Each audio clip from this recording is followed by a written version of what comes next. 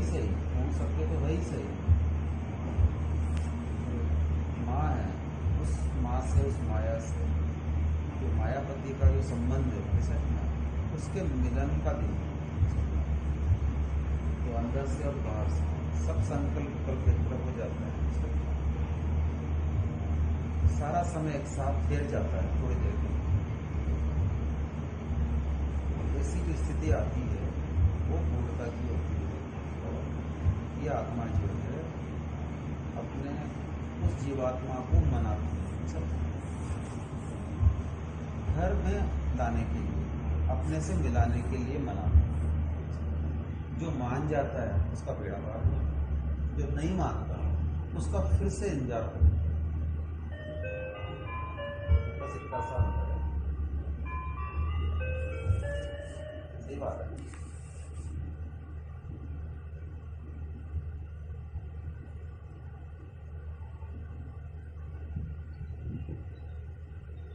Hello. सबसे बड़ी बात यही है कि हमारा उत्थान निश्चित है और हम ऊपर की तरफ जा रहे हैं, उस पर जा रहे हैं, उसकी ओर जा रहे हैं। हमें ऊपर जाना है, उस तक जाना है, उसके साथ जाना है। मेरा मतलब ये है कि जो यात्रा है उस यात्रा को वो उंगली पकड़ के ही पूरी कराता है। इस बात को जिसने दृढ़ता से पकड़ रखा है, न वह उंगली वो छोड़ता है और न हम छोड़ते हैं। वो योगी है तो हम सहयोगी हैं, वो आत्मा है तो हम जीवात्मा हैं। सही है। वो पुरुष है तो हम स्त्री हैं। सही है। सीधी सी बात है।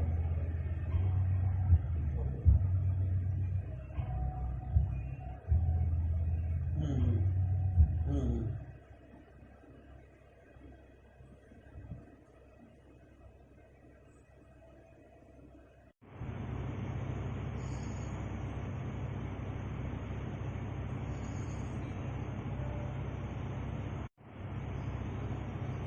समय का, समय में ये जो आता है, इस समय में जो ये लोग जो आते हैं, इसमें क्या होता है कि सब में ही एक बार धारा बहती है। जो धारा बहती है तो वो एक में नहीं बहती, वो सब में बहती है। और जब सब में बहती है तो क्या होता है कि वो किसी न किसी रूप के अंदर किसी न किसी तरीके से अपना व्यवहार करता है।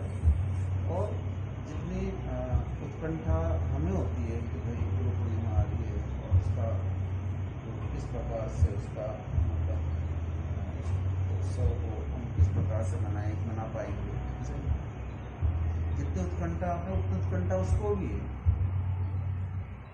क्योंकि कार्यक्रम तो उसको करना है। सीधी सी बात है, मैं थोड़ी करूँगा। मैंने कोई शुरू थोड़ी करा है, मैंने शुरू भी नहीं करा और न मैं अंत करूँगा।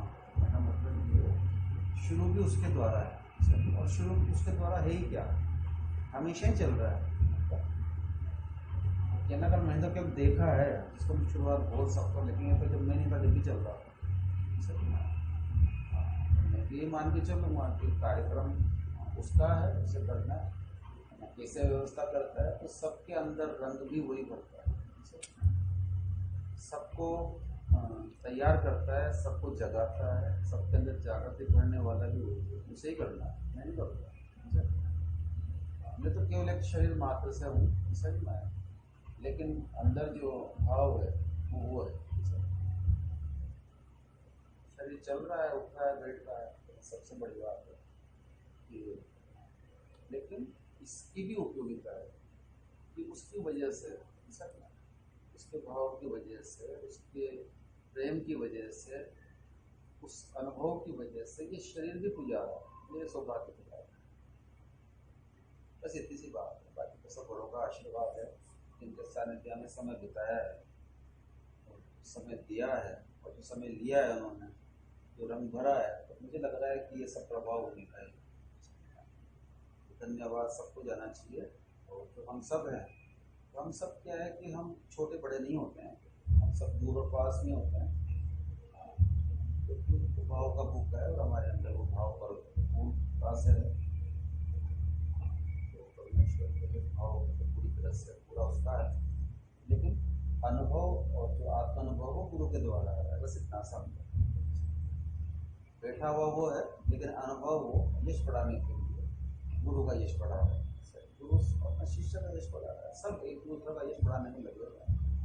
यही सबसे बड़ा कर्म है और हमें इस कर्म को करते हुए अपने स्थान पर पहुँचना है।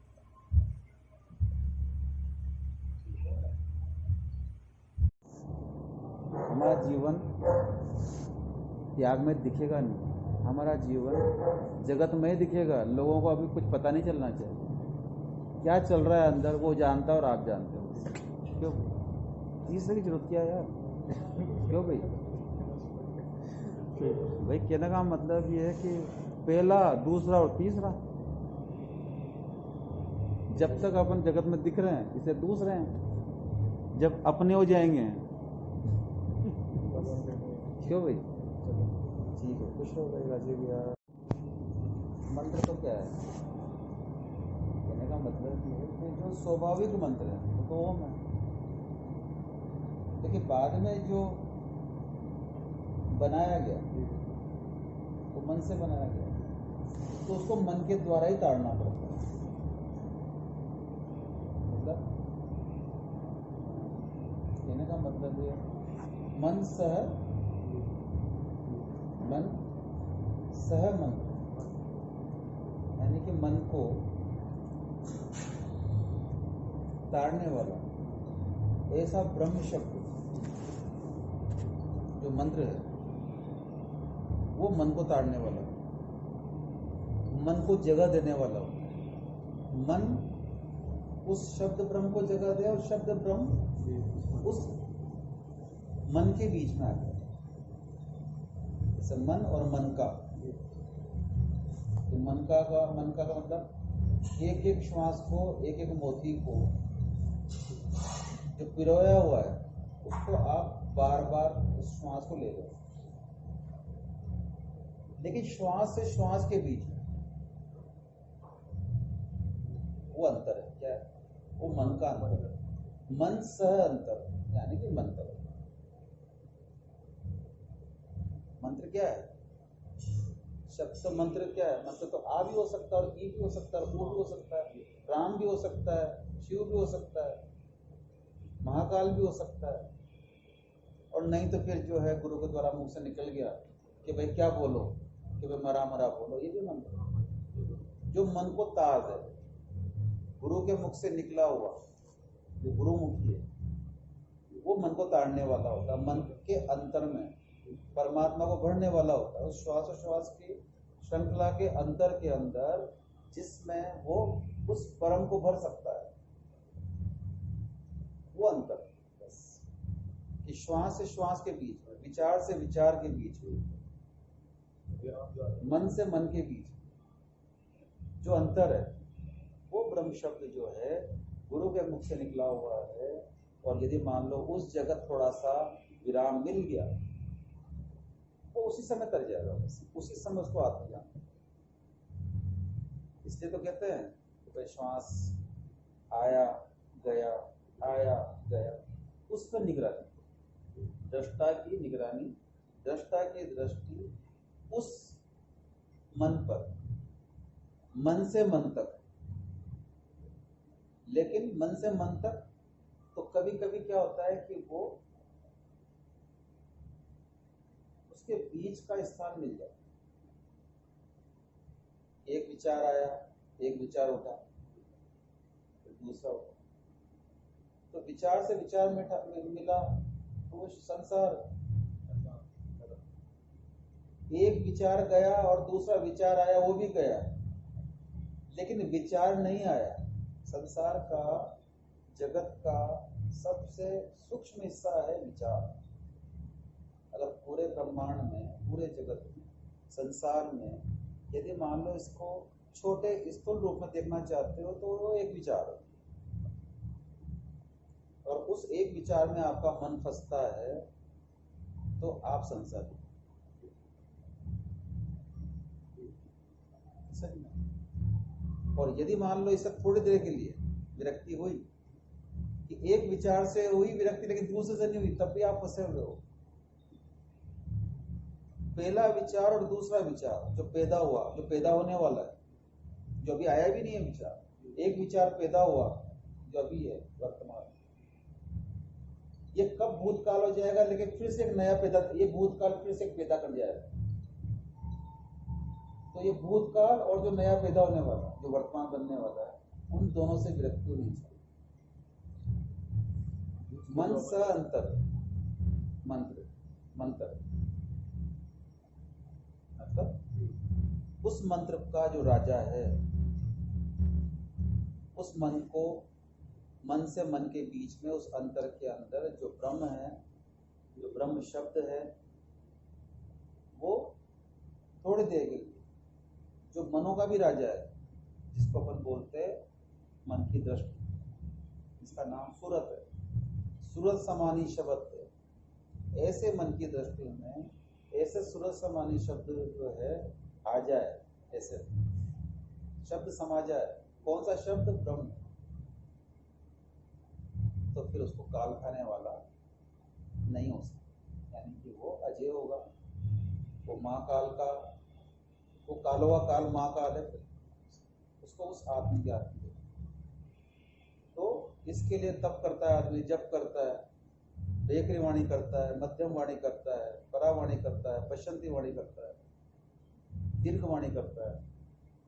तो जप में क्या होता है? मंत्रोच्चार स्थूल रूप से बोल रहा है, उच्चारण कर रहा है जोर जोर, ओम राम नमो, मतलब जो भी, ये दीर्घ वाणी है, बेकरी वाणी है, बाहर की वाणी है, बाहर को सुनाने वालों की वाणी। इससे बाहर का वातावरण शुद्ध होता है, सही होता है, समय होता है और प्रारंभ के लिए अच्छा है। लेकिन जो बेकरी वाणी जो है, इससे कल्याण नहीं हो सकता। आत्म कल्याण तो अंदर से होगा ना। तो जब तक ये बेकरी वाणी जो है बाहर जाने के बजाय, बाहर के वातावरण शुद्ध करने के बजाय, ये बेकरी वाणी अंदर की तरफ जाए, जीवा तक जाए, पोट तक जाए। अब पोट एक तो रहे, हिल रहे हैं ये बेकरी, पर एक पोट ही नहीं ले। जैसे एक आता है ना, सत्संग ऐसा कीजिए हिले ना जीवा हो, मतलब। तो मंत्र जो है एक दीर्घ वाणी में चल रहा था, बेकरी वाणी में चल रहा था, उच्च स्वर में चल रहा था, बाहर तक पहुंच रहा था, लेकिन बाहर बोलते बोलते वो थक गया। कब तक बोलेगा? कब तक जोर जोर से बोलेगा? एक दिन थक जाएगा, 2 साल बोलेगा, 10 साल बोलेगा, एकांत में हो गया, अब किसको सुनाएगा? उसके अंदर अब वो जो बेकरी वाणी बाहर जा रही थी वो शांत थी, और वो अब होठ ही में पड़ गए, अब अंदर ही अंदर चल रही है। मतलब कहने का मतलब, होठ हिल तो रहे हैं, जीवा हिल तो रही है, लेकिन आवाज बाहर नहीं जा रही। तो बेकरी के बाद में ये जो मध्यमा है, इसको अपन बोलते हैं मध्य, जिसके अंदर आवाज नहीं समझ में आती, लेकिन होठ हिलते हैं, जीवा हिलती है, लेकिन उसको बाहर का व्यक्ति नहीं सुन सकता। इसका मतलब यह है कि जो मंत्र है, शब्द है, परमात्मा के द्वारा, गुरु के द्वारा दिया हुआ, या प्रेरणा के द्वारा, या फिर परिवार सत्संगत के द्वारा, किसी भी प्रकार से वो प्रेरणादायक हुआ, लेकिन ये भी कल्याणकारी नहीं। पर पहले वाले से दूसरा ज्यादा श्रेष्ठ। अब क्या हुआ कि होठ भी कब तक हिलाएगा? शरीर आज और कल नहीं है, आज स्वस्थ है, कल नहीं है। होठ हिलाते हिलाते भी थक जाएगा, शांत हो जाएगा ये होठ और जीवा। मतलब अब धीरे धीरे क्या है, ये बेकरी से मध्यमा, मध्यमा से ये पश्चंती। अब क्या होगा साहब, ये कंठकूप पे जा रहा है, थक गई आपका उच्च स्वर, थक गया, दीर्घ स्वर थक गया, वेग भी थक गए, मध्यमा भी बस, अब ये होठ जीवा भी जो एक दिन इन्होंने भी जवाब दे दिया, तो भाई सही में वो शब्द जो है, वो जो ब्रह्म शब्द है, जो उच्चारण है मंत्र का, अब वो कंठकूप तक पहुंच। अब तो ये भी पता नहीं लगा सकते कि बोल क्या रहा है। पहले तो फिर भी आवाज आ रही थी, पहले तो फिर भी होठ हिल रहा था, दिख रहा है कुछ तो कर रहा है। अब ये है कि ये दोनों भी नहीं हो रहे। क्यों? क्योंकि जो मन है, कहने का मतलब ये कि पहले क्या था कि बेकरी वाणी में जब करता करता करता थक गया तो जब मर गया। क्या हो गया? जब ही मर गया। जब मरने का मतलब है जब शांत हो गया, हो गया जब शांत। फिर उसके बाद क्या हुआ कि होठ हिल रहे थे, जिह्वा हिल रही थी, तो क्या हुआ? अजपा की तरफ चल दिया, आवाज ही नहीं। लेकिन एक टाइम में आया कि उसने भी जवाब दे दिया, वो भी मर गया, शांत हो गया। जब मर गया, अजपा भी मर गया। अब और आगे बढ़ रही है यात्रा, कंठकोप की तरफ जा रही है, मध्यमा से पश्चिंती की तरफ जा रही है गाड़ी, रेलगाड़ी। धीरे धीरे धीरे कोई सोचता है कि भाई ऊपर जाए, और यहाँ तो ये यूं जा रहे हैं नीचे। तो जो उल्टी संगति है वो थोड़ी देर लिए विसंगति नजर आती है। उल्टा क्रम कई बार क्या होता है कि व्यक्ति को भाता नहीं है कि मैं सीधा जा रहा हूं कि उल्टा जा रहा हूं। लेकिन जब तक आप ठीक से सही स्टेशन पे नहीं जाओगे, ठीक से आप सही गाड़ी में नहीं बैठोगे, ठीक से आप सही जगह पर नहीं पहुंचोगे, तब जाके सही यात्रा शुरू होगी। तो ये जो है कहने का मतलब ये है कि अजपा की तरफ चल दिया। अजपा की भी शांति बहुत जल्दी होने वाली। फिर क्या होता है कि नाद और अनहद नाद, यानी कि मंत्र का जो है, बोलने का जो है, जो व्यक्ति है, जीव है, जगत में आया है, साधना का रंग लगा है, गुरु का रंग लगा है, भक्ति का रंग लगा है, तप करने लगा है, आनंद आने लगा है। पहले कम आता था, थक जाता था और उठ जाता था। अब ये है कि थक भी रहा है और आनंद भी आ रहा है। धीरे धीरे जो है और आगे बढ़ा। अब ये है कि उठने की इच्छा नहीं हो रही, दोस्त अच्छे नहीं लग रहे। मन अब जो है थोड़ा थोड़ा जो है शब्द को जगह दे रहा है, ब्रह्म शब्द को जगह दे रहा है, गुरु की वाणी को जगह दे रहा है। गुरु अच्छे लग रहा है, संत अच्छे लग रहा है, सत्संग अच्छा लग रहा है, भक्ति अच्छी लग रही है, तप करना अच्छा लग रहा है। क्यों? क्योंकि जो है अब वो उस नाद में है, उस पश्चंती में जाने की तैयारी कर रहा है, परा से।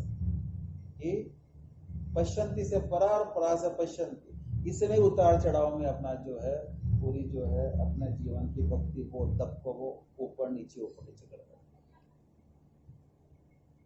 प्राप्ति के बाद भी वापस लौटता है। सोचो कि भाई जब को मार दिया, शांत कर दिया, अजपा को भी शांत कर दिया, अनहद में जो है आनंद की प्राप्ति होने लगी, रस आने लगा, रस में डूबने लगा, उठने की इच्छा नहीं होती। जब मरा, जपा मरा, अनहद को भी मार दिया।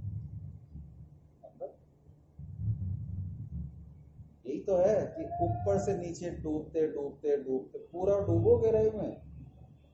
क्यों भाई? चलो बेटी चलो बेटी, चलते गए हो, चलते जाओ, रुको मत। ऐसी ट्रेन है ये, ऐसी गाड़ी है। तो रस गहराई मतलब जो अंतर्नाद है, ब्रह्मनाद है, कहने का मतलब कि इस नाद की जो प्राप्ति है, जब उसमें आप आ जाता है तो मन शांत होने लगता है। श्वास गहराई में, श्वास शांत होता है, श्वास मध्यम होने लग जाता है। जितना श्वास तेज होता है वो जगत के लिए लेकिन श्वास जब मध्यम होता है, कम होता है, मंद हो जाता है, तो वो अंतर जगत के लिए, सूक्ष्म जगत के लिए, परमात्मा के लिए उतना ही होता है। जब मरे जपा मरे, अनंतनाथ मर जाए।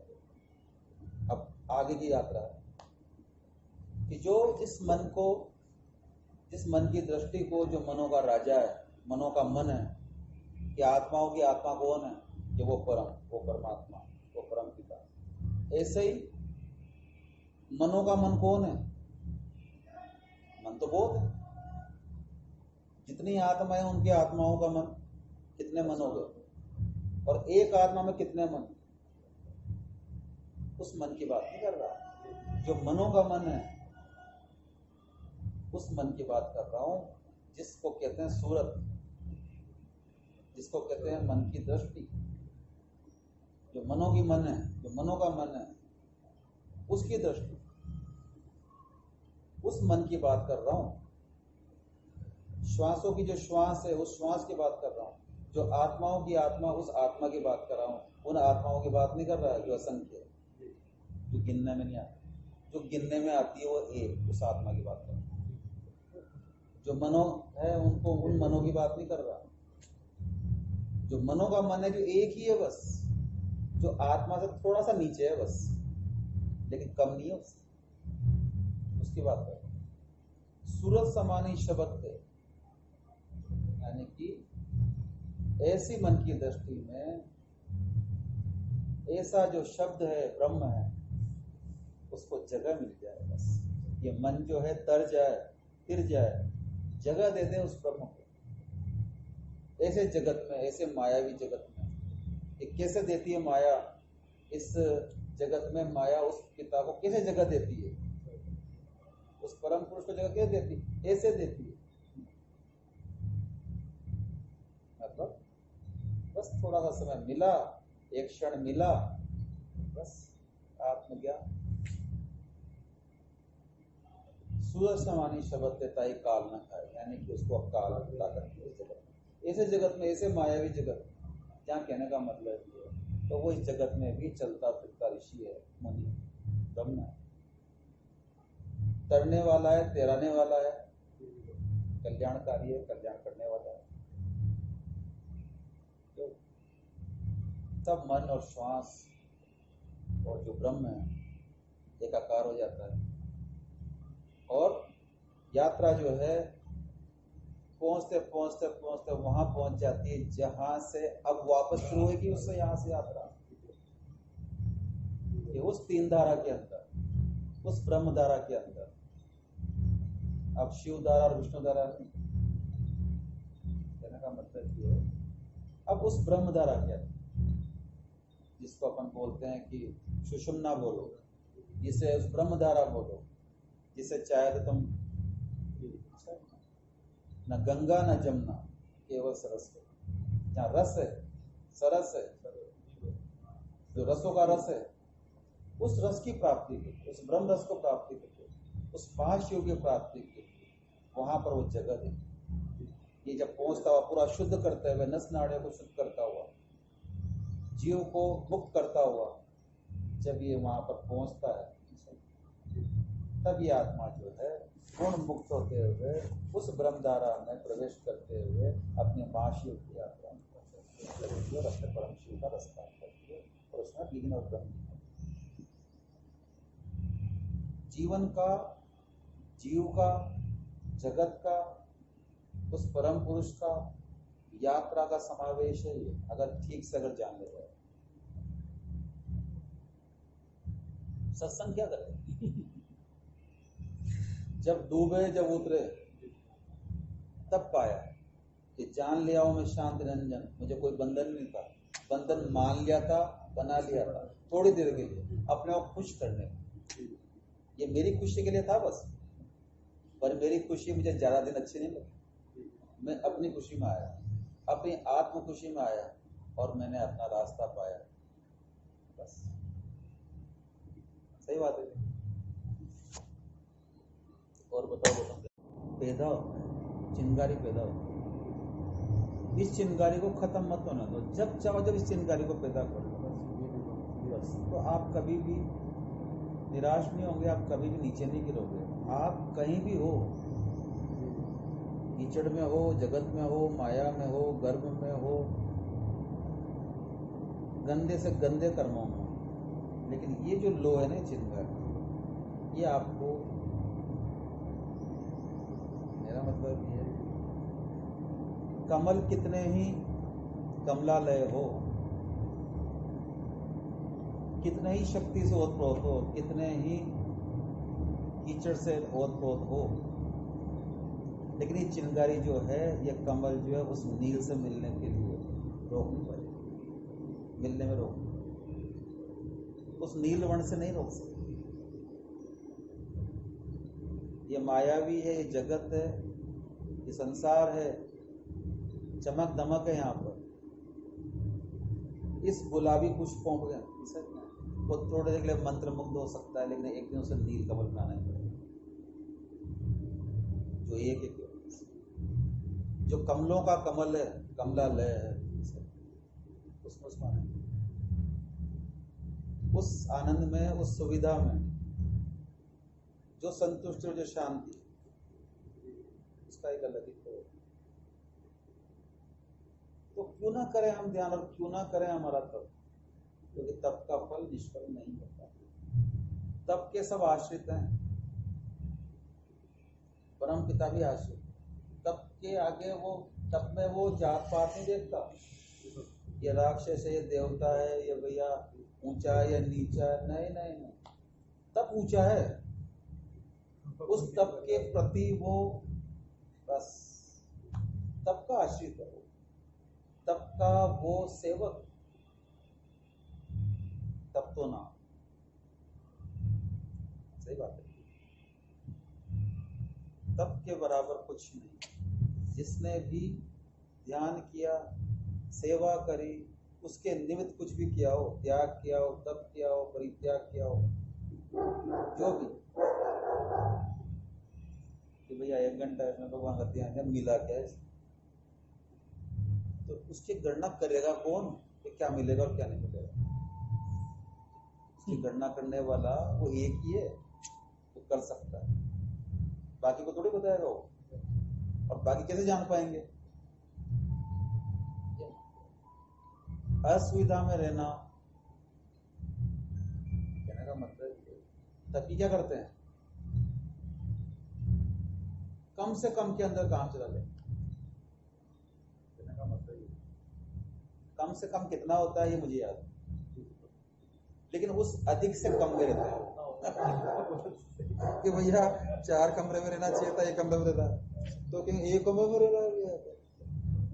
अगर 1 महल में रह रहा है तो मैं तो कहता हूँ कि उसका पूरा राज्य होना चाहिए था। 1 महल में क्या करेगा वो, तो बहुत कम में रह रहा है। नहीं, सत्य बात है कि ये तो जो है केवल इस राष्ट्र का कपी है, और कहने का मतलब, और सारा सब कुछ इसका, इसको इतने में रहने क्या जरूरत है, पर उसका तो पूरा जो है ब्रह्मांड उसका बहुत कम में रहता है, बहुत बड़ी बात है। लेकिन क्या होता है कि कोई समझ नहीं पाता। राजा जनक है कि भाई ये आत्मज्ञान को भी प्राप्त है और राजा भी हैं और महल में भी रह रहे हैं, ऐसा क्यों भाई? ऐसा तो नहीं होना चाहिए। कहने का मतलब ये शोभा नहीं देती है चीजें, इससे शोभा देती है कि राजा होते हुए भी उनका ध्यान कहाँ है, ध्यान करते हुए भी उनका ध्यान कहाँ है, ये शोभा है। अगर परमात्मा, अगर भगवान स्वरूप में, किसी भी नाम रूप में यदि मान लो इस जगत में आया है, और वो किसी राज्य में जाना चाहता है, उसको किसी राज्य में बुलावा मिला कि प्रभु आप हमारे राज्य में कब प्रवेश करोगे, कब पधारोगे, मतलब अगर भगवान को किसी भी रूप स्वरूप के अंदर जो इस संसार में आया हुआ है और उस राज्य में प्रवेश निमंत्रण मिले कि आप उस राज्य का अपने चरणों से इस राज्य को पवित्र करने का मौका, वो अवसर कब मिलेगा, और उसके लिए तप करना शुरू करें। तप करने वाले दो प्रकार के हैं, एक वो है जो राजा है और एक वो है जो रंग है। एक गरीब भक्त है, उसके मन में भी वही है कि मेरे परमात्मा अगर इस जगत में आए हैं तो मेरे राज्य में प्रवेश करें। एक राजा है जो उस राज्य का राजा है, वो भी कहते हैं कि इस राज्य में प्रवेश करे और पवित्र करे, और सर्वप्रथम मेरे पास है। और जो गरीब है, जो सेवक है, जो भक्त है, वो भी परमात्मा का प्रेमी है, और वो भी अंतर्भाव से कह रहा है। राज्य का राजा वो कह रहा है कि राज्य में प्रवेश करे, गृह प्रवेश करे, महल में प्रवेश करे। और एक वो है जो भक्त है, जिसकी भक्ति है, तपी है, वो कह रहा है कि राज्य में तो प्रवेश करे ही सही, वो गुणगान तो होना ही चाहिए, ढोल नगारे तो बजने ही चाहिए, लेकिन मेरे अंतर राज्य के अंदर, मेरे हृदय के अंदर प्रवेश करे, और वो ढोल नगाड़े तो बजने चाहिए। तो मेरा मतलब ये है कि अपनी अपनी एक वो है, प्रेम की भाषा है, प्रेम का संबंध है, और कहने का मतलब दोनों को ही संतुष्ट करने के लिए परमात्मा चल, उनको दोनों का ही याद है कि मुझे इधर भी और इधर भी, मुझे किसी को दुखी नहीं करना। ये परमात्मा जो है, परमात्मा ही कर सकता है, वो किसी को दुखी नहीं कर सकता। संत हो तो उसके हृदय में या उसके मन में या कैसे प्रवेश करना है, राज्य का राजा तो कैसे प्रवेश करना है, गरीब भक्त तो कैसे प्रवेश करना है, जाति से ऊंचा नीचा है तो कैसे प्रवेश करना है, उसको सबको खुश करना है। उसी का नाम परमात्मा है, सही बात है। वो सबको खिलाकर ही सुलाता है, फिर बाद में खाता है। लोग क्या सोचते हैं तो भगवान को 365 प्रकार के व्यंजन है और हमें मिलता क्या है, तो भगवान की तरफ सुगंध लेते हैं, बाकी तो मिलता तो अपन को ही। सुगंध ले ली उसने तो बस एक बार बांट दो भाई, सब बस सब में बांट दो। और सुना बिल्कुल, ओमित्यकाक्षरम ब्रह्म, मतलब इससे बड़ा ब्रह्म शब्द नहीं है। और हम सबसे बड़ी बात यह है कि जो मंत्र वही है जो सबके हृदय में है, जीव जगत में, प्राणी जगत के अंदर है, 5 तत्वों के अंदर है, प्रत्येक लोक में है, परमात्मा में। जो परमात्मा में, जो हम में, जो हम में, जो परमात्मा, जिसमें भेद नहीं हो, मंत्र भेद नहीं होना चाहिए। क्यों? क्योंकि परमात्मा से प्रेम करना है तो परमात्मा का जो रुदन है, वो शब्द क्या, और शब्दों में फिर भी थोड़ा सा क्या है कि रंग का भेद है, रस का भेद है, शब्द का भेद है, प्राप्ति अप्राप्ति का भेद है, लोक परलोक का भेद है। लेकिन एक शब्द ऐसा है जो बिल्कुल अंतर जगत में चलता रहता है। इस पर ज्यादा जोर दिया जाता है।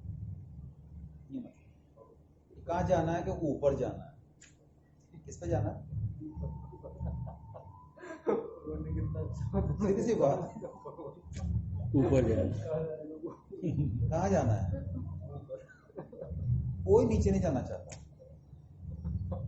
बहुत बड़ी बात बता रहा हूँ। बिल्कुल भाई, जीव को भी थोड़ी देर के लिए शांति चाहिए, जगत को भी शांति चाहिए, पूरे जीव जगत को शांति चाहिए, थोड़ी देर के लिए विराम चाहिए। ओम का उच्चारण किया, ओम, जीव को शांति मिली। जीव ना ऊपर ना नीचे, बिल्कुल बीच में, मतलब ना ऊंच ना नीच, केवल बीच। जगत का कोई रंग नहीं है, यहाँ पर भेद नहीं, प्राण का कोई जगत भेद नहीं, रस का कोई भेद नहीं। रस होगा तो भेद होगा, रस का भेद, रस मिलेगा तो एक ही मिलेगा। परमात्मा का रस है। ये जीवा जो है बाहर जितनी जाती है तो बाहर का रस लेती है, लेकिन यही पलट के तरफ पीछे का रस ले लेंगे। पीछे का मतलब अंतर जगत का, बाह्य जगत का नहीं। अंतर जगत हमारे परमात्मा का है, परिवार है, व्यवहार है, हमारा जो जन्म कर्म जो चलता हुआ आ रहा है या स्थायी रूप से, वो अंतर जगत है। और बाह्य जगत क्या है कि थोड़ा समय के लिए मिला है, तो कहने का मतलब ये है कि इसमें चूक नहीं हो जाए, इसको ढंग से निभा लो आप, कहीं कमी नहीं रह जाए। बाहर का बाहर ही छोड़े आओ, मतलब बाहर का खींच खांच के अंदर मत लाओ, बाहर जो इकट्ठा किया उसको मत लाओ। बाहर भी रह के जो अंदर इकट्ठा किया अंदर का, उस अंदर का ही लाना है बाहर से भी। समझ में? कोई पूछे कुछ लाए कि बस बाहर का क्या लाना था, जो लाना था अंदर का ही लाना था, इसलिए मैंने अंदर का इकट्ठा किया।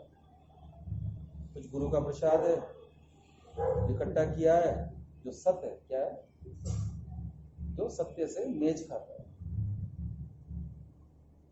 किसी व्यक्ति में कोई तो सत्य नहीं रहा, क्योंकि सत्य बाहर नहीं जाता, सत्य साथ चला जाता। क्या बोलते हैं लोग, कुछ भी सत्य नहीं रहा, इसके सत्य रहेगा कहां से? शरीर जो है इस तेज हो गया सत्य जाते, तो सत्य में चला है। सत्य तो सत्य तो एक ही है, लेकिन जो इकट्ठा करके आप ले जा रहे हो वो सत्य, तो सत्य हूं मैं।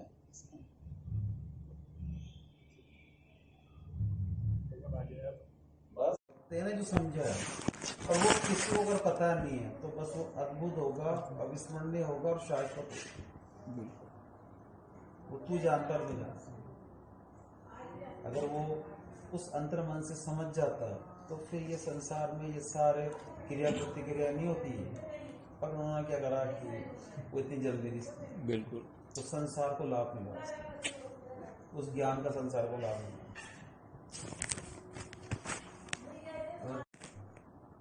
तो कहने का मतलब ये है कि इतने दिन कष्ट के लिए भगवान को भगवान नहीं माना,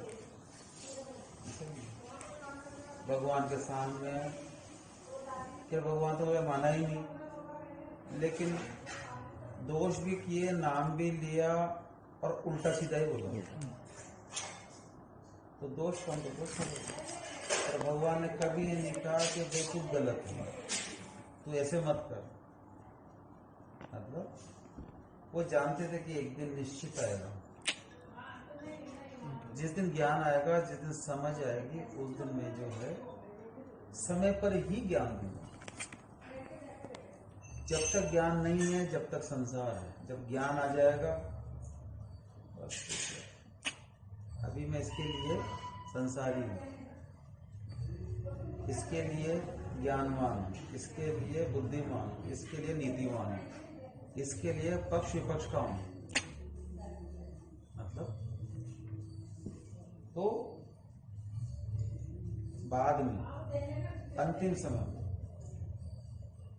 जब व्यक्ति जो है किसी प्रकार का जब सहारा नहीं होता है, अंतिम सांसें जब चल रही होती है, तो व्यक्ति निर्दोष कर्म करता है, उसके अंदर पाप कर्म नहीं होता, संसार नहीं घुसता, संसार नहीं दिखता, एक अकेला परमात्मा दिखता है। लेकिन क्या हुआ कि उस समय जो परमात्मा, जो व्यक्ति ने एक कल्पना की हुई है कि भगवान है, परमात्मा है, कैसा होगा, और उसको बहुत दूर मानता है। लेकिन पितामह विष्णु के उस समय परमात्मा भी नहीं आए, केवल एकमात्र जो उन्होंने पूरी जिंदगी देखा वही नजर आ रहा। तब उन्होंने सोचा कि मैं भगवान को याद कर रहा हूँ, और वो याद क्यों नहीं आ रहे,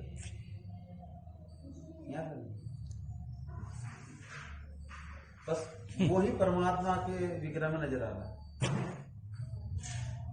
अब उनको समझ में नहीं आ रहा करना क्या चाहिए। तो फिर क्या होता है कि अपनापन लाने के लिए एक क्षमा ही एक ऐसी चीज है कि अगर मैं क्षमा मांगूंगा तो शायद मुझे क्षमा कर दे और मुझे बताएं आप भगवान। कहने का मतलब ये कि भगवान को मानना, भगवान मानना, पहचाना, गुरु मानना, गुरु पहचाना बहुत मुश्किल है। संसार में देख के भगवान कैसे हो सकता है? भाई खुद का ही पछड़ा है, खुद का ही भय है, खुद का ही संशय है। खुद ही आदमी भाग्य का विधाता है और दुर्भाग्य का भी जन्म विधाता है। वो खुद ही पैदा करता है भाग्य भी और दुर्भाग्य भी। भाग्य को दूर करना भी उसका काम है और पास लाना भी उसका काम है। भगवान को पास लाने में भी अब वो खुद ही कह रहा है कि आप भगवान। और भगवान नहीं कह रहा मैं भगवान हूँ। पितामह विष्णु कह रहे हैं कि आप भगवान। भगवान ने कहा कि आपको जैसा लगे मान लो, ऐसा ही नहीं। तब भी नहीं कह रहे भगवान के भगवान, तब भी मैं वही था, अब भी मैं वही हूँ, बट तुम्हारा देखने का थोड़ा नजरिया बदल। तुमने अपने अंदर की जो पारदर्शिता बढ़ा दी तो परमात्मा नजर आ रहा है। समझ में आ रहा? अब वो क्षमा मांग रहे हैं अपने आप में, अब वो उस संशय को दूर कर रहे हैं, उन बातों को याद कर रहे हैं। तो जो पूरा संसार जो याद आता है, पूरे जन्म जो याद आते हैं, पूरे कर्म जो याद आते हैं, वो इसलिए याद आते हैं भगवान के सामने कि वो खत्म होने के लिए, वो व्यवहार खत्म होने आएगा, संसार याद आएगा। जन्मों जन्मों के जन्म चक्र कर्म याद आएंगे, क्या था मैं, क्या किया था, लेकिन समाप्ति की, दोष कर्म की समाप्ति की। अब क्या रह जाएगा? निष्काम कर्म रह जाएगा।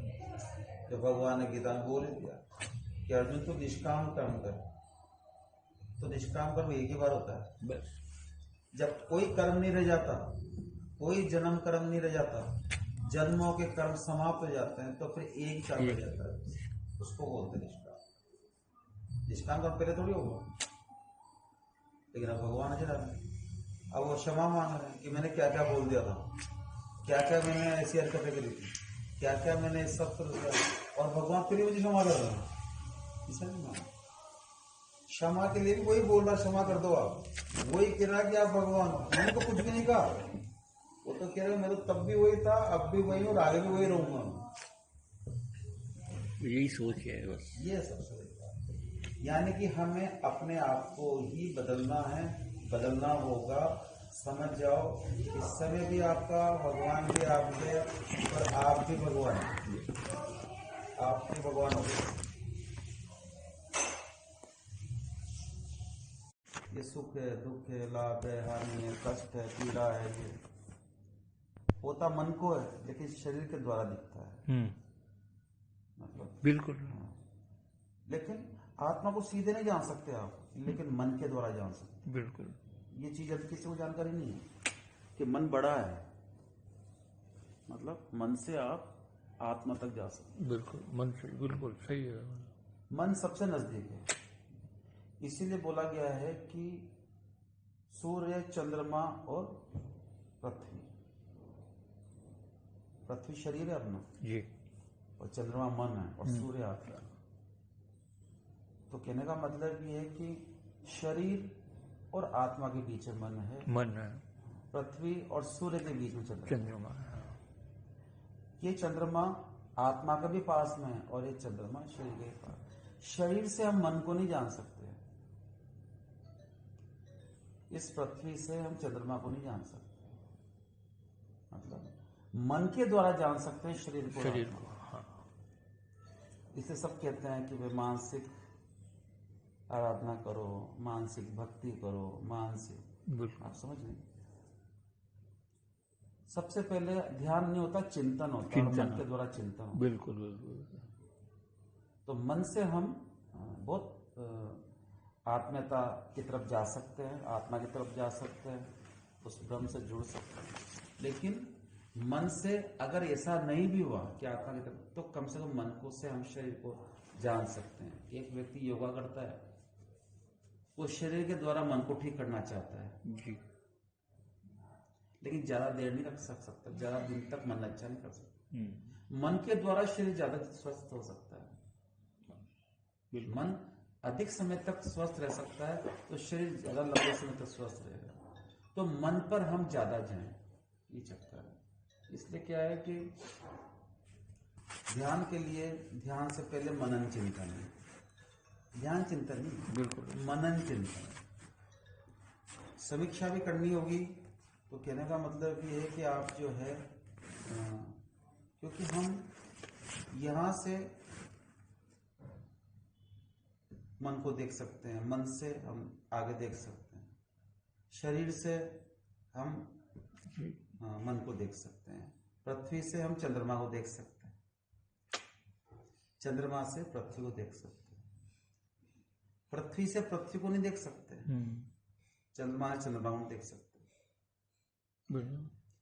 मन से शरीर को देख सकते हैं, शरीर से मन को नहीं देख सकते आप,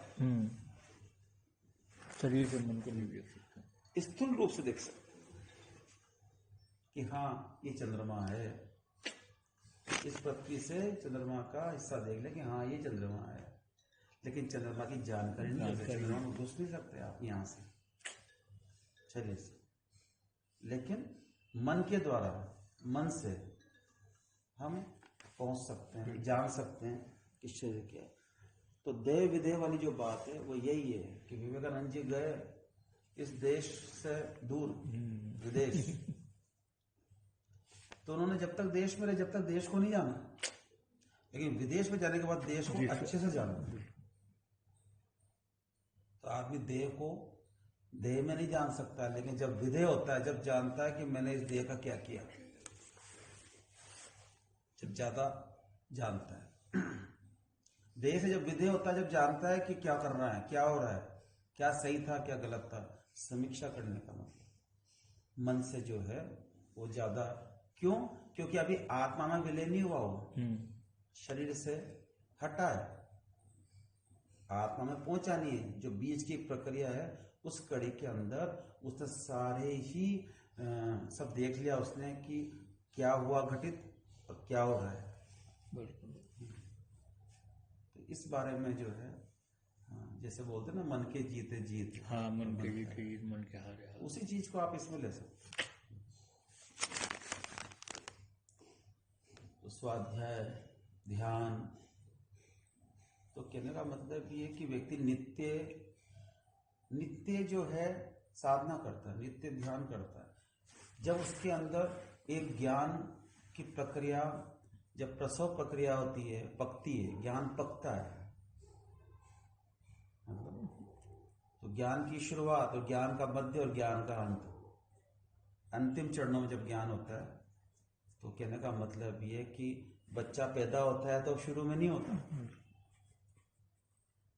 परिपक्व अवस्था के अंदर वो जब आता है, जब उस प्रसव पीड़ा में, उस प्रक्रिया में, मतलब प्रसव पीड़ा होती हुई दिखती है अंतिम अवस्था में, लेकिन वो प्रसव तो बहुत 9 महीने से चल रहा है, 8 महीने चल रहा है, कष्ट तो पहले चल रहे हैं, ज्ञान तो पहले चल रहा है, लेकिन ज्ञान अंतिम चरणों में जो अवस्था है, अंतिम अवस्था है, परिपक्व अवस्था है, प्रसव के दौरान जो अवस्था है, तो साधना जो है वो पहले ही शुरू हो गई, लेकिन उसकी परिपक्व अवस्था जब आएगी, प्रसव अवस्था जब आएगी, अंतिम ज्ञान अवस्था जब आएगी, तो उसको हम बोलते हैं कि आपने क्या सीखा, क्या अनुभव किया, क्या प्राप्त किया।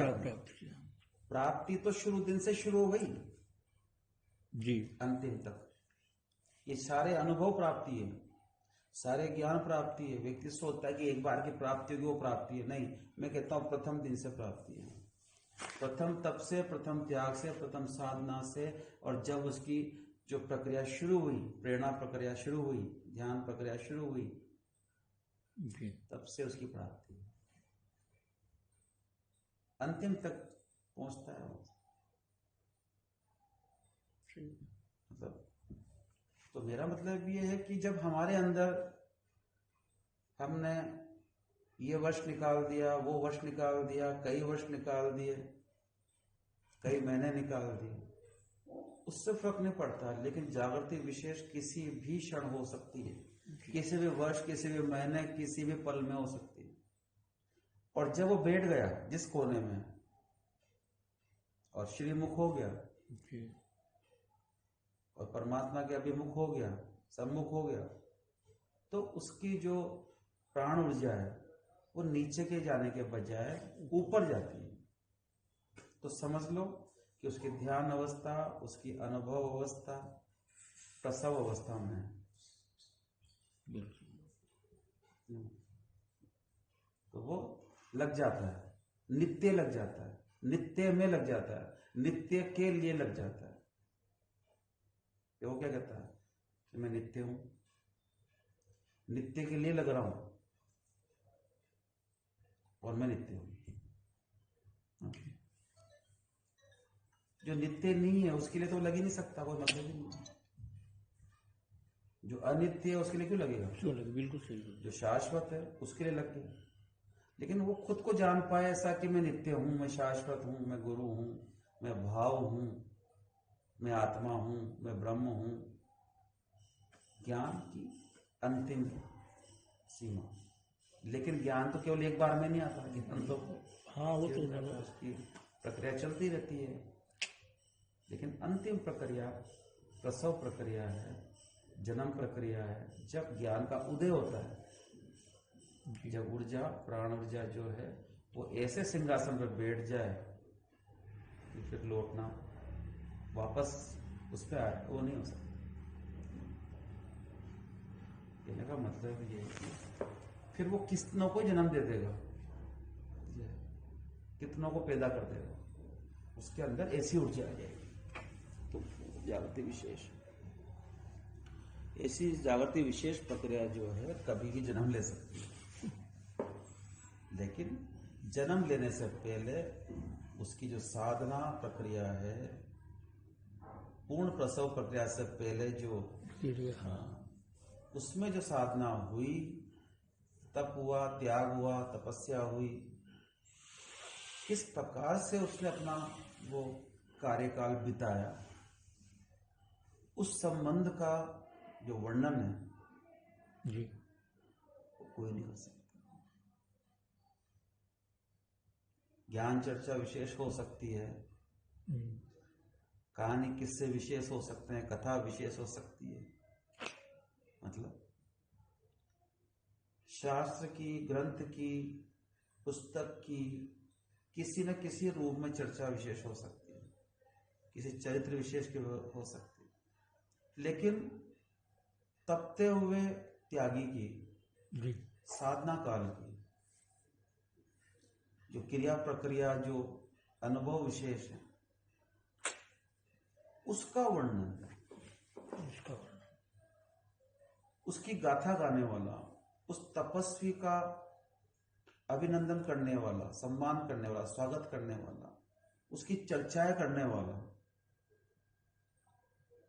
प्रसव पीड़ा तक, जन्म तक के, उस प्राप्ति विशेष तक के पूर्व की जो साधना क्रम है, उसके लिए गीत गाने वाला, ये मतलब उसकी आवश्यकता है। आगे समझ? पूरा नहीं जाया समझ में। कहने का मतलब ये है कि प्राप्ति में सब मिल जाते हैं, प्राप्ति के साथ सब मिल जाते हैं। जी प्राप्ति से पूर्व जो कष्ट है, पीड़ा है, जी जी वेदना है, अभाव है, अव्यवस्था है, असुविधा है, उस बीच में कोई शामिल नहीं होता। हाँ उसका वर्णन करने वाला नहीं मिलता। हाँ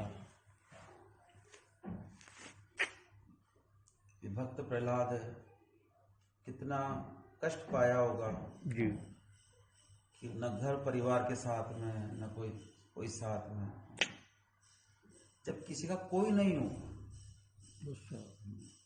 न आपका घर हो, न परिवार हो, न व्यवहार हो, न कोई आपका हो, मतलब जब कोई नहीं हो आपको, और केवल एक ही चीज दिखती है कि यदि मान लो आपने अगर विपरीत गए तो आपकी मृत्यु निश्चित है।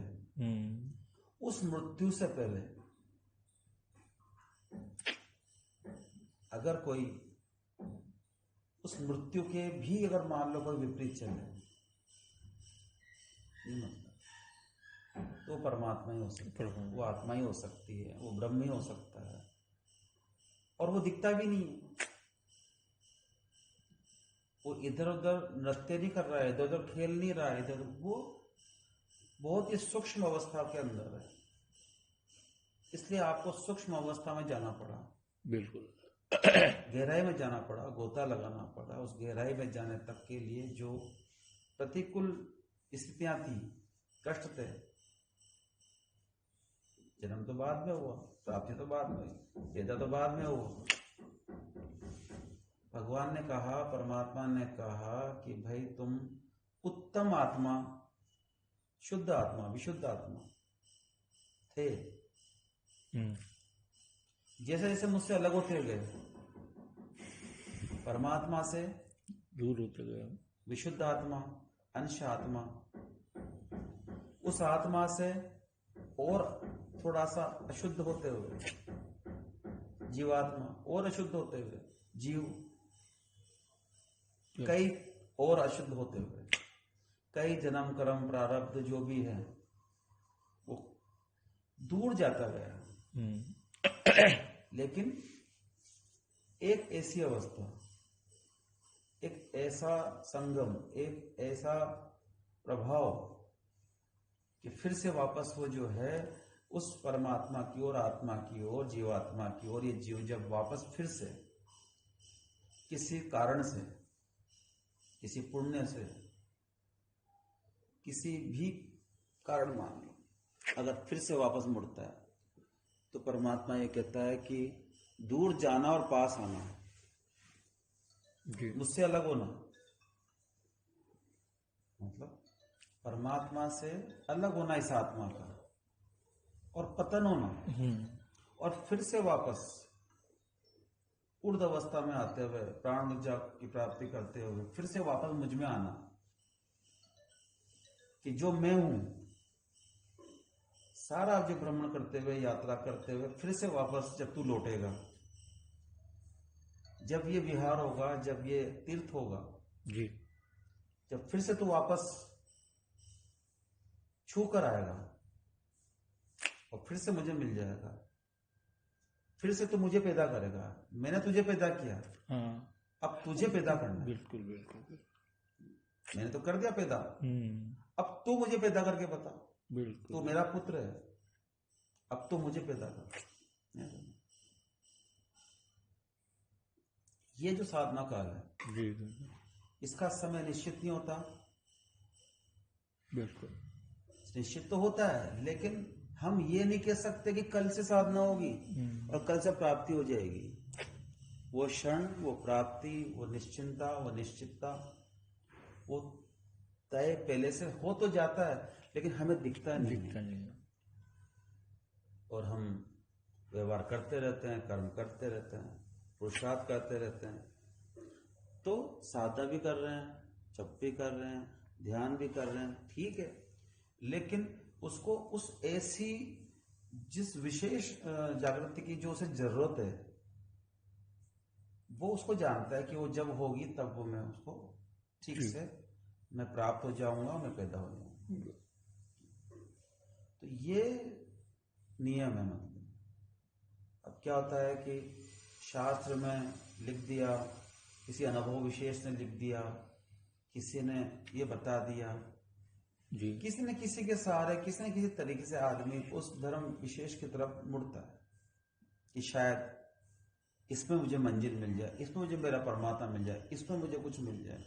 तो उसके अंदर प्यास तो होती है, प्राप्ति की भूख तो होती है, उसे प्रेरणा तो कहीं ना कहीं से आ रही है, लेकिन वो ठीक से उस रास्ते पे कब जाएगा, उसे रास्ता कब मिल पाए, उसकी निश्चिंता, उसकी निश्चित तिथि, वो बिगुल कब बजेगा, उसके लिए जो है सही बात है कि बिल्कुल, यह है कि ध्यान, धारणा, आहार, प्रत्याहार, विहार, और कहने का मतलब ये वो कई संगत करता है। कभी वो भूखा रहता है, प्यासा रहता है, कभी वो जप करता है, कभी वो अच्छे अनुभव में रहता है, कभी अच्छा कर्म करता है, कभी वो अच्छा सोचता है, सब कुछ करके देखता है, प्रायश्चित भी करता है, त्याग भी करता है, सारे नियमों का मतलब सभी प्रकार से मतलब वो करके देखता है, लेकिन उसकी वो भूख, उसकी प्यास, वो कब वो जन्म दे पाएगा, ये लंबा सफर है। यही साधना है। क्योंकि एक पतंगा भी जो है जीव है, बिल्कुल। जीव में भी जीव, एक मोटा जीव, एक बारीक जीव। मतलब पतंगा भी जो है उसका एक क्षण का पता नहीं कि कब उसका समय खत्म हो जाएगा। एक मोटे हाथी का भी पता नहीं कि वो कब खत्म हो जाएगा। एक मनुष्य का पता नहीं है कि वो 2 दिन जिएगा या नहीं जिएगा, कि 500 साल जिएगा। यूं मतलब किसी चीज का पक्का नहीं। छोटे पतंगा का पता है, बिल्कुल। लेकिन अगर उसमें भी ज्ञान आ जाए, स्थूल पतंगे में भी, छोटे जीव में भी अगर ज्ञान आ जाए, तो वो भी जो है, कहने का मतलब अपना जीवन जो है ठीक से बिता सकता है। एक भंवरा भी अपने जीवन को ठीक से बिता सकता है, एक पक्षी भी अपने जीवन को धन्य कर सकता है, और एक पशु भी अपने जीवन को धन्य कर सकता है, एक प्राणी भी अपने जीवन, क्योंकि सबके अंदर हलचल है, सबके अंदर स्थूल रूप से, प्रारंभ में स्थूल रूप से हलचल है, और हलचल है तो उसमें कहीं ना कहीं किसी न किसी रूप में जो है मतलब परमात्मा का, बिल्कुल। आत्मा का, जीवात्मा का, जीव का अंश है। नहीं है आत्मा का परमात्मा, चलो जीव का ही अंश है। ठीक से जीव को जाने, ठीक से जीवात्मा को जाना, ठीक से आत्मा को जाना, ठीक से परमात्मा को जाना, तो सारे केंद्र जो है मुख्य पे है कि आपका अंदर कब आपको आपके विचार अलग हो गए, कब आपकी साधना अलग हो गई, कब आपका शरीर अलग हो गया, कब आपका मन अलग हो गया। तो मन जो है वो आपको बांधने वाला ये, क्योंकि सारी इंद्रियों ज्ञानियों इंद्रियों पे का राजा है। राजा मन। 5 इंद्रियां, 5 ज्ञानेंद्रिय, और 11वां जो इंद्रिय रूप में है वो मन है। तो 5 इंद्रियां और 5 ज्ञानेंद्रियां, ये जो 10 इंद्रियां हैं ये मन के वशीभूत है। किसके? मन के।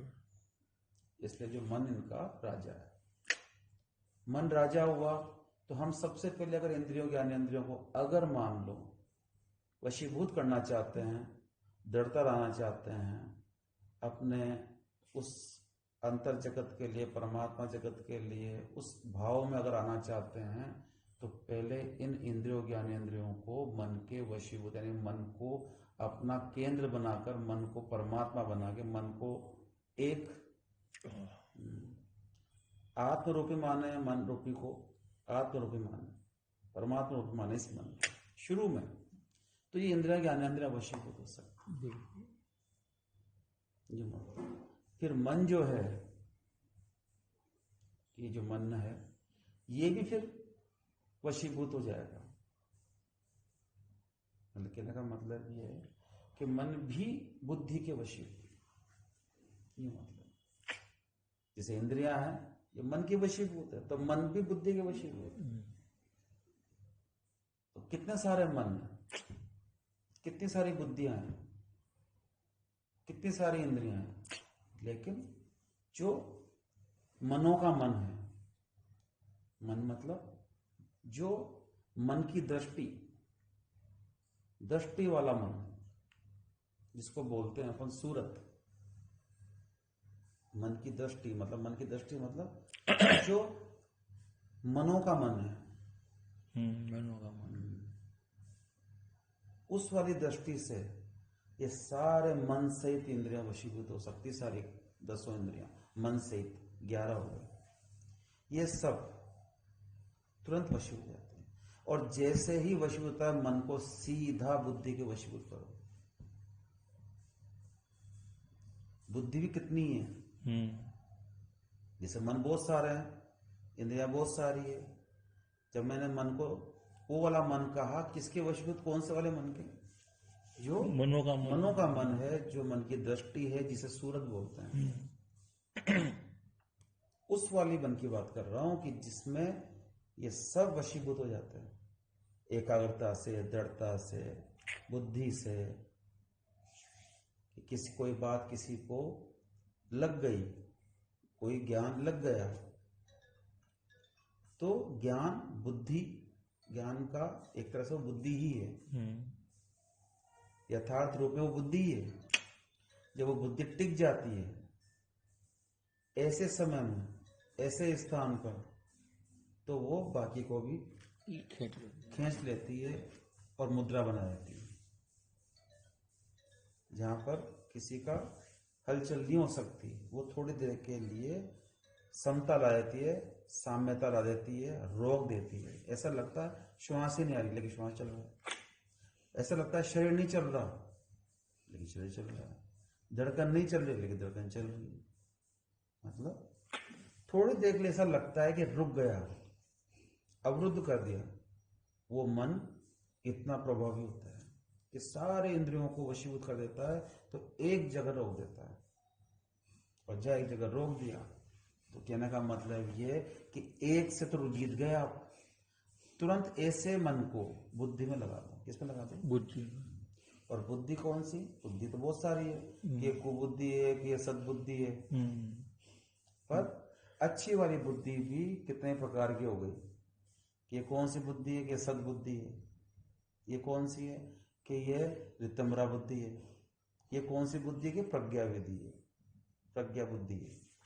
ये कौन सी है? कि ऋतम्रा प्रज्ञा विधि है। तो बुद्धियों में भी कई प्रकार हो गया। तो जो बुद्धियों का बुद्धि है, बुद्धिगत मतलब, तो जो बुद्धियों का भी बुद्धि है, बुद्धि योगी है। कौन है? बुद्धि योगी। बुद्धि योगी। मैं केवल बुद्धियों की बात नहीं कर रहा, कई प्रकार की। नहीं नहीं, जहां सारी बुद्धियों का हाँ, जो बुद्धि योगी है, उसमें लगा दिया इस मन को, इस सूरत को।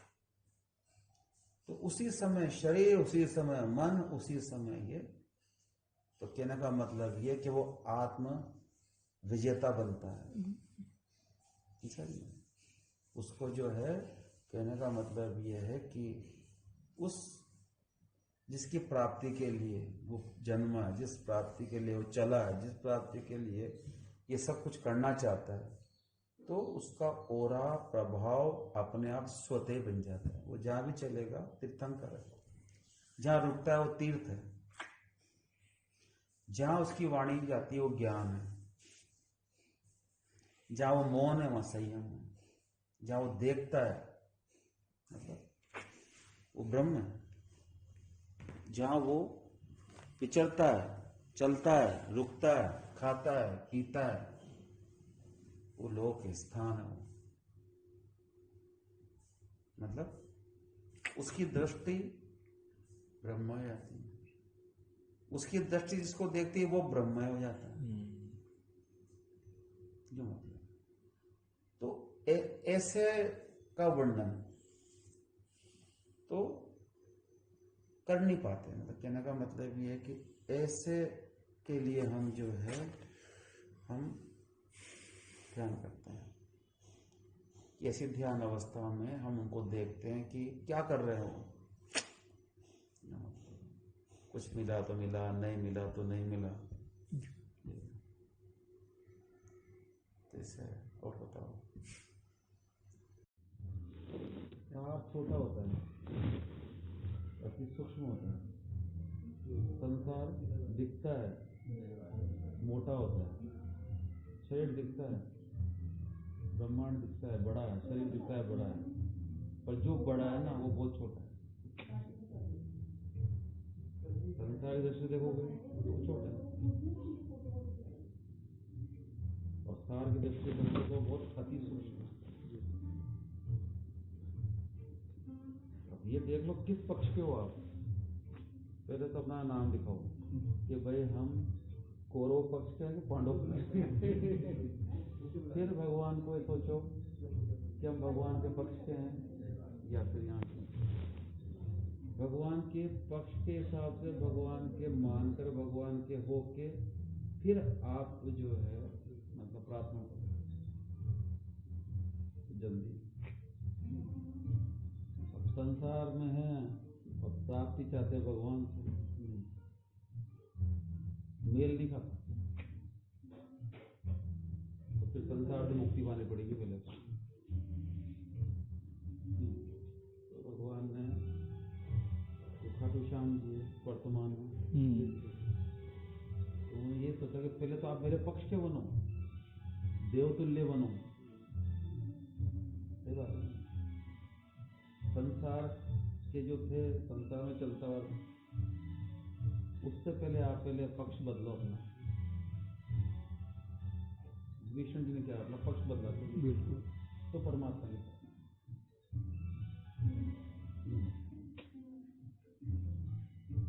और देर से प्राप्ति चाहिए बस विपरीत रहो। सबको समाप्त करके फिर प्राप्त हो, सही है। रावण की तरह। और जल्दी अगर नंबर लेना है तो फिर भगवान के पक्ष में आना पड़ेगा, भगवान का होना पड़ेगा। पहले ये लिखित में अपने अंदर भाव से आप ये प्रार्थना करो कि मैं आज तक तेरा पक्ष का हो गया हूँ, मैं इस संसार से नहीं आया, मेरा जन्म यहाँ से नहीं हुआ, नहीं, मैं वहाँ का था, वहाँ का हूँ और वहीं से होकर प्रार्थना कर रहा हूँ मैं। तो आपकी जितनी तपस्या है जन्मों की, ये कर्म समाप्त हो जाएगा, दोष खत्म। और जब तक आप यहाँ हो और ये सोच के चलते रहे तो आज तो कर्म समाप्त है, कल दूसरे बन जाएंगे, परसों तीसरे बन जाएंगे, कब तक समाप्त होंगे?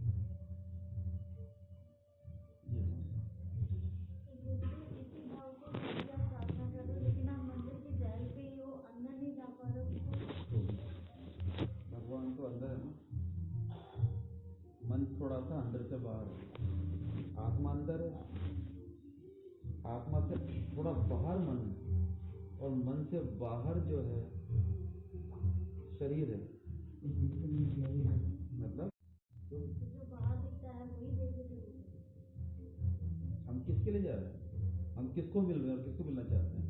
हम हमारे हिसाब से नहीं मिल सकते, लेकिन जब वो मिलने आ जाए तो वो फिर मंदिर में नहीं है। अगर मान लो भगवान ने सोच ही लिया कि भाई इसको तो मिलना ही इससे, तो वो आ गया बाहर। और जिसके लिए बाहर आया वो कह रहा है कि मेरे को अंदर जाना है, मुझे बाहर वाले से इतना प्रेम नहीं है। भगवान तो मंदिर में ही रहता है, मैं तो वहीं जाऊंगा। तो न तो वो उसे मिल पाएगा, न वो उसे मिल पाएगा।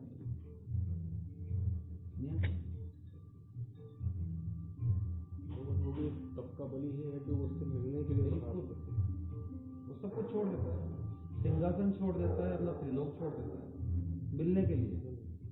नहीं बैठता वो सिंहासन, वो तो कहता है कि मैं तो राजा बनाता हूँ, भैया राजा बन के बैठ के करूँगा क्या मैं? सिंहासन वो देने वाला सिंहासन देने वाला तो थोड़ी बैठता है, छोड़ देता है सिंहासन।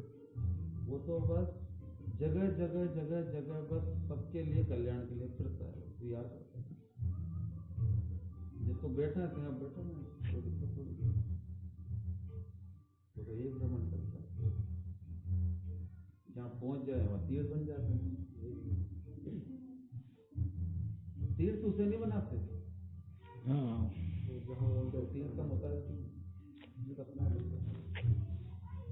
जहाँ जाए वहीं गंगा है, क्यों भी अपने साथ लेके चलता है गंगा, क्यों भी न घाट न बाट, जहाँ स्नान करे वो उसका घाट तीर्थ है, तीर्थ बन जाता है। करता रहता वही है प्रभु, तो वो जहाँ जैसे वो बना दे इसलिए वो हमारे लिए जब आ गया है तो वो हमें बोल रहा है और हम अंदर जा रहे हैं। करते रहे पूजा लगातार लगातार, लेकिन जब घटना घटती है तब वो अंदर थोड़ी तो हमारे लिए। लेकिन विश्वास नहीं होता जब वो आ जाता है, तो हम सोचते हैं कि ऐसे तो हो ही नहीं सकेगा, क्योंकि हमें स्वरूप ही याद नहीं उसका, हमने कभी देखा नहीं। अब विश्वास कैसे करें, किससे पूछें? तो मुझे जो दिखा वो नहीं। तो हमें विश्वास नहीं है। अगर आप विश्वास करते तो बाहर नहीं आता। अनंत है, सही अपने बात। पर है ही नहीं। विश्वास नहीं होने के कारण ही उसे आना पड़ा। यहाँ से नहीं आ गया वो, अब आ गया तो भी पच नहीं रहा कि मैं तो अंदर जाऊंगा, अंदर ही तो होता है वो, तो नहीं अंदर ही ये मिलूंगा। दोनों चीजें अलग है गुरुजी। वो मैं जब मंदिर में बैठी थी देवी के आगे वो चीज अलग थी, और ये मतलब सडन कभी कभी कुछ ऐसा होता है कि मेरी आईज ओपन ही नहीं होती है, और फिर अलग अलग पता नहीं कहाँ कहाँ कहाँ चली जाती हूँ, मुझे भी नहीं पता। और उन सबके बीच में मिडनाइट में बहुत सारे स्टार्स है, वहाँ हवा में एक मंदिर है, और बहुत बड़ा बहुत सुंदर मंदिर है, और मैं उसकी स्टेयर्स पे ही रहती हूँ। कोई मुझे पकड़ के अंदर भी ले जाने की कोशिश करता है, लेकिन मैं नहीं जाती। कोई बात ये दोनों चीजें मैंने क्या अलग कहा, अलग। नहीं अंदर। अब वो दिखता भी मुझे एक बार ही नहीं कई बार दिखा है। जब मत भी मेरी टेंशन आईज करो, क्लोज मत होती है चिंता वो करो। मंदिर मुझे दिखता है। कोई नहीं मिलेगा अंदर, क्यों भाई? दोनों जब वो चीजें बाहर अलग है अलग तो बाहर है, तीर्थंकर है तो है। तीर्थ में जाने के और मंदिर में जाने के समय नहीं है, क्यों भाई? परमात्मा कहाँ है? संग में है। वो तो मेरे साथ है हमेशा, ये सोच के जो है हमेशा मेरे साथ है। ये चलो। और दर्शन, अनुभव, और ये हमारे कई संस्कार भी हैं। कभी कभी तप कर लिया, कभी पूजा कर ली, पाठ कर लिया, पता नहीं कितने जन्मों का कब ना कब ये होता है। लेकिन मेरा विषय ये है कि अगर जब चलने लगता है ये तो फिर होने लग जाता है, और जब नहीं होता तो फिर कितने वर्ष बीत जाएंगे।